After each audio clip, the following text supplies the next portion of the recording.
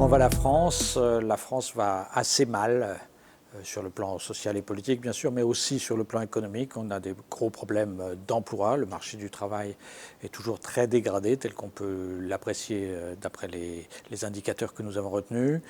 On a des problèmes d'innovation qui restent insuffisantes. L'endettement des ménages, des entreprises, de l'État continue à croître, même si ça a des conséquences limitées parce que les taux d'intérêt sont en baisse. Donc on a plein de problèmes réels, mais surtout le principal problème tel qu'on peut l'apprécier, c'est que les Français sont très pessimistes pour l'avenir du pays.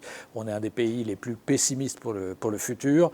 Pourtant, ce qu'on note, c'est que quand on interroge les Français sur leur vie et leur satisfaction dans la vie, il y a un indicateur comme ça dans ce rapport, ils sont plutôt dans la moyenne de l'Europe et très au-dessus des pays en crise de la zone euro. Donc ils sont assez contents de leur vie personnelle et assez pessimistes pour le futur du pays.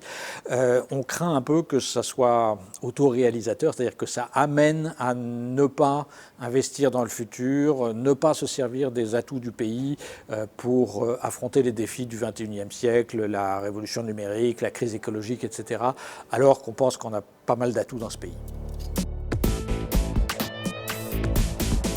Le focus sur les inégalités s'est imposé précisément parce qu'il y a cette distance entre la façon dont les Français ressentent l'état de leur pays et la réalité.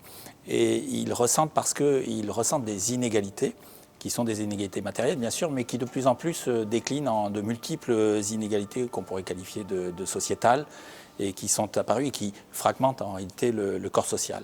Et il y a des conséquences bien sûr en termes de solidarité, de déficit de cohésion sociale et également, ils ont été chiffrés, des conséquences en matière de croissance.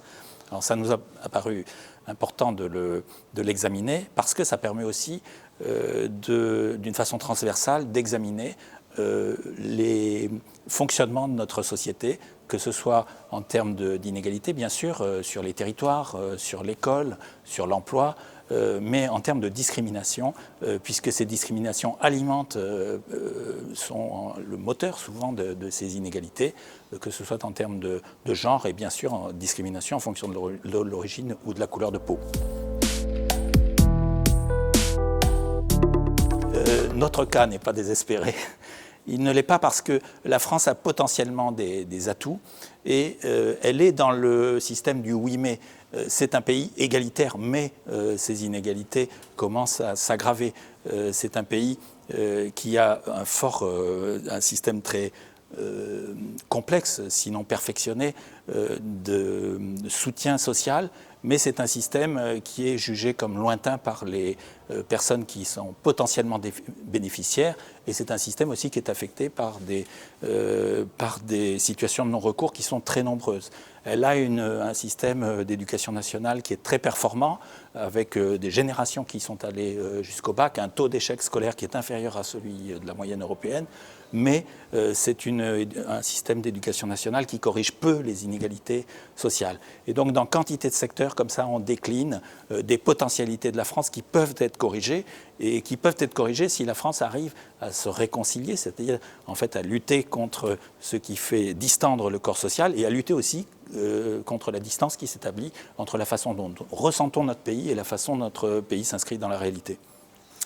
Et l'autre aspect qui nous rend pas forcément pessimistes pour le futur, plutôt optimistes si on réussit à changer les choses, c'est notre attitude vis-à-vis de l'innovation, notre capacité à nous doter d'un projet collectif pour le futur du pays. Alors ça tient bien sûr à des efforts supplémentaires en matière de recherche, non seulement en termes quantitatifs mais aussi qualitatifs, d'organisation de la recherche, de meilleure articulation entre la recherche publique et la recherche privée, etc.